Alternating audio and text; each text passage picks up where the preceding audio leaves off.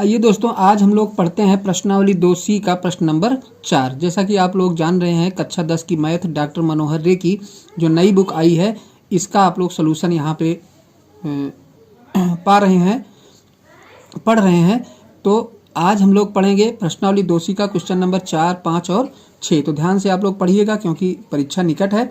आप लोग मेहनत से तैयारी कीजिए। तो बिना देर करते हुए हम क्वेश्चन पर चलते हैं। कह रहा है, यदि बहुपद x³ + 9x² + 20x + 12 है तो इसके शून्य ज्ञात कीजिए।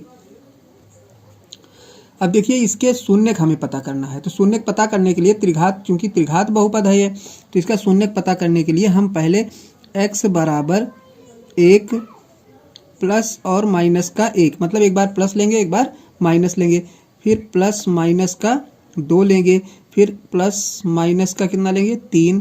इस टाइप से हम वो पद लेंगे जिससे इसका मान शून्य हो जाए। इसका मान कितना हो जाए? शून्य हो जाए। जिससे इसका मान शून्य हो जाएगा वही जो है एक गुणनखंड इसका होगा। तो यहाँ पे हम ले लेते हैं, माना x बराबर -1 लेते हैं। यहाँ पे हम पढ़ करके अंदाज़ा लगाएंगे कि किसका मान लेने पर हमें शून्य प्राप्त हो जाएगा। अगर इस -1 से नहीं आता है तो हम +1 लेंगे, इससे भी नहीं आता है शून्य होता है तो हम क्या करेंगे 2 लेंगे, माइनस का 2 लेंगे। इस टाइप से हम करेंगे। अब देखिए, इसको हम देखते हैं शून्य होता है कि नहीं होता है। तो ये हो गया आपका, इसी पे हमें x बराबर -1 रखना है। तो -1 की पावर कितना हो जाएगा 3 हो जाएगा, प्लस 9 और -1 की पावर कितना 2, प्लस 20 और -1 और फिर इधर है प्लस 12 है ये। अब देखिए, ये 3 बार गुणा करेंगे -1 ही होगा, ये आपका प्लस हो जाएगा। माइनस माइनस का गुणा 2 बार करेंगे जब, और ये प्लस से गुणा होगा तो क्या हो जाएगा +9। फिर देखिए, ये कितना है आपका 20, और 20 कैसे आएगा? माइनस का आएगा। यहाँ पे ध्यान देना है, यहाँ पे माइनस का 20 आएगा, और ये आपका प्लस का 12 है ही। अब जोड़ घटाओ इसका कर लेते हैं। देखिए, तो ये और ये जुड़ेगा एक में, माइनस कितना हो जाएगा 21 और प्लस का 21, तो बराबर आपका कितना है 0 आ गया। तो देखिए, इसका मान लेने पर यानी x बराबर -1 अगर रखते हैं तो हमारा 0 आ जाता है। कहने का मतलब ये है कि इसका एक शून्य कितना है? -1 है। एक शून्य क्या है? -1 है। अब अगर -1 है तो इसका एक गुणनखंड हो जाएगा। अतः लिखेंगे हम, अतः उपर्युक्त बहुपद का एक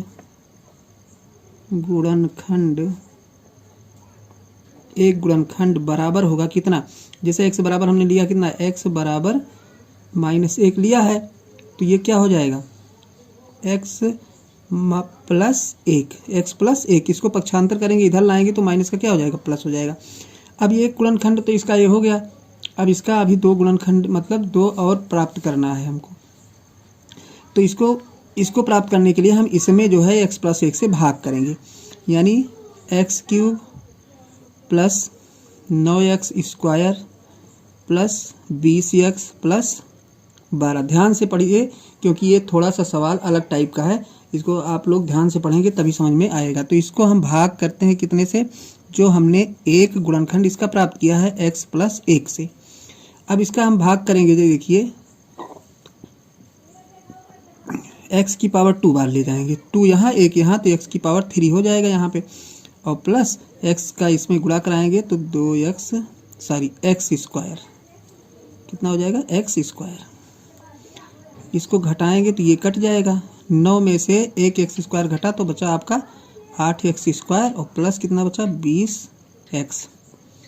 अब फिर हम टेबल पढ़ेंगे, x का कितनी बार पढ़ेंगे? प्लस में 8x बार पढ़ेंगे। तो x का गुणा करेंगे तो 8x² हो जाएगा इधर, और 8x से इसमें गुणा करेंगे तो प्लस 8x ये हो जाएगा। फिर घटाएंगे, निशान बदलेंगे तो 8 20 8 कितना हो जाएगा 28x + 12, 28x + 12। अब देखिए 20 और 8 यहाँ पे माइनस किए थे ना, तो 20 और 8 मिल करके कितना हो गए 28 हो गए। अब देखिए कितनी बार हम इसको ले जाएं। सर यहाँ पे प्लस रहेगा तो ये माइनस हो जाएगा। अब देखिए यहाँ पे जब हम घटा लेंगे तो ये आपका आएगा कितना, 12 आएगा। अब ये हो गया आपका 12 बार, प्लस 12 बार ले जाते हैं तो 12x हो जाएगा प्लस 12। अब ये कट जाएगा, माइनस माइनस करके सारा काट देते हैं। अब एक गुणनखंड ये हुआ, अब इसका गुणनखंड करना पड़ेगा, यानी x square plus 8x plus 12 का अब हम गुणनखंड करेंगे, क्योंकि एक गुणनखंड ये हुआ, एक ये हुआ, पर अभी इसका एक गुणनखंड और होगा, क्योंकि हमें शून्य प्राप्त करना है, ये शून्य कभी मिले नहीं है। तो यहाँ पे हो जाएगा आपका x square plus 6x plus 2x plus 12। अब ये x कामन ले लेंगे तो बचेगा x प्लस 6, और इसमें 2 कामन लेंगे तो बचेगा x प्लस 6। अब देखिए x प्लस 2 एक में हो जाएगा, दूसरे में हो जाएगा x प्लस 6। अब इसका जो है एक हो जाएगा शून्य, देखिए x बराबर इसका 2 बनेगा माइनस का, और इसका क्या बनेगा x बराबर माइनस का 6। अब देखिए शून्य यहाँ हम लिख दे रहे हैं, शून्य बराबर -1, देखिए इसका आया है, फिर आया है इसका कितना माइनस का 2, और फिर कितना आया माइनस का 6। ये आपके इस प्रश्न के शून्य हो गए और यही राइट आंसर हो गए। तो ये पहला प्रश्न समाप्त हुआ। अब पढ़ते हैं दूसरे क्वेश्चन की तरफ, यानी क्वेश्चन नंबर 5 की तरफ। क्वेश्चन नंबर 5 कह रहा है यदि बहुपद x³ प्लस -ax की स्क्वायर प्लस x प्लस 3 का एक शून्यक a है तो a का मान ज्ञात कीजिए। तो यहाँ से हल देखिए आप लोग। अब इसकी जगह जहाँ x लिखा है वहाँ पे क्या लिखेंगे हम, a लिख देंगे। तो यहाँ पे हो जाएगा a³ और यहाँ पे देखिए -a गुणे a³ a स्क्वायर होगा और प्लस a और प्लस 3 बराबर 0। अब देखिए इसका हो जाएगा आपका 1/3 माइनस इसका गुणा कराएंगे तो 1/3 ये भी बनेगा, और प्लस a प्लस 3 बराबर 0। या देखिए ये कट गया तो बचा a बराबर, इधर इसको ले जाएंगे तो कितना आएगा -3। तो a का मान आपका मिल गया, कितना हो गया a बराबर -3, और यही आपका राइट आंसर हो गया। चलिए नेक्स्ट क्वेश्चन देखते हैं, question number 6।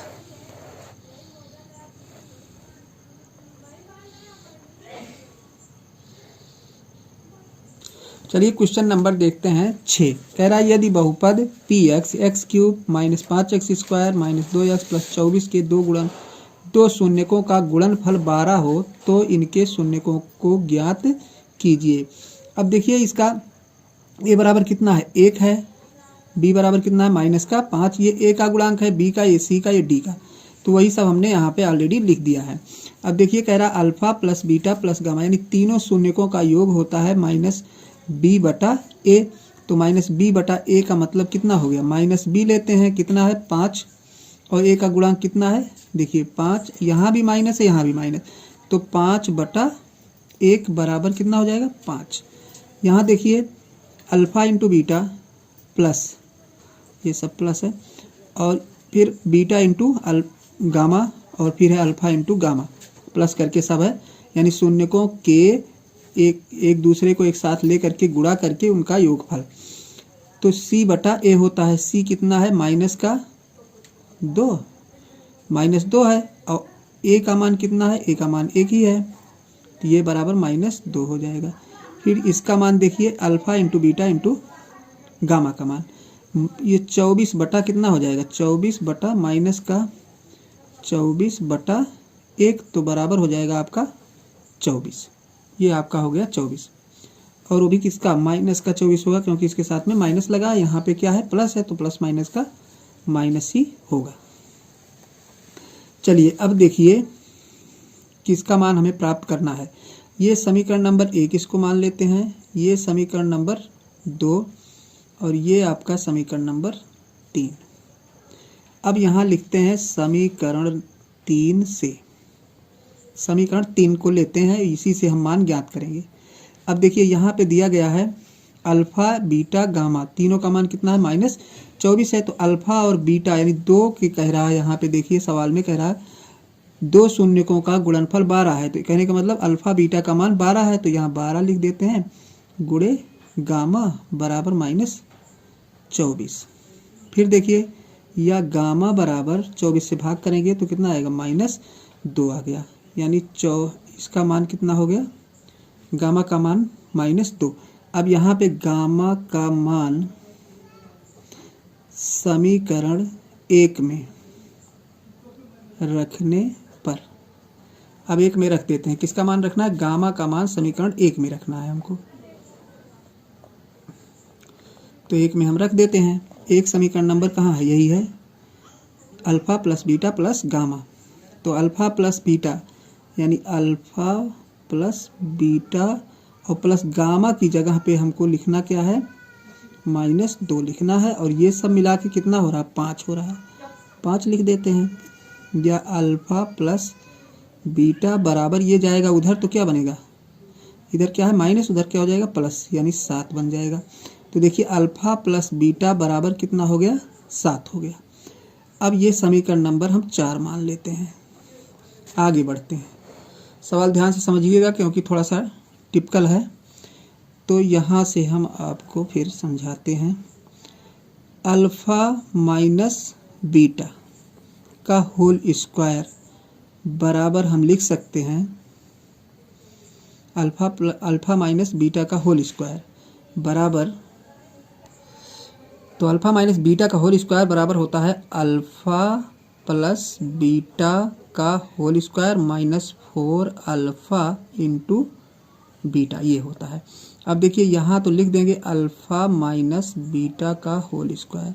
Alpha plus beta का मान देख लीजिए यहाँ पे आया है, अल्फा प्लस बीटा का मान कितना आया है, 7 आया है, तो यहाँ पे हम लिख देंगे 7 का square -4 into alpha into beta. अब देखिए अल्फा और बीटा का मान, यानी अल्फा और बीटा का मान हमें पता करना होगा, तो अल्फा इंटू बीटा, यानी यहीं पे अभी निकला था अल्फा और बीटा का मान कितना था, 12 था, दिया ही गया है, दो शून्यकों का गुणनफल कितना था, 12।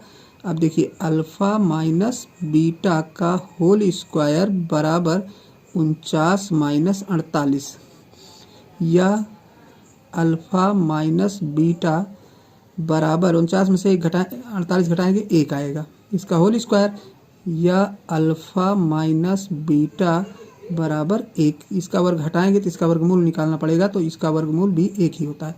ये समीकरण नंबर कितना हो गया, 5 हो गया, यानी समीकरण नंबर 5।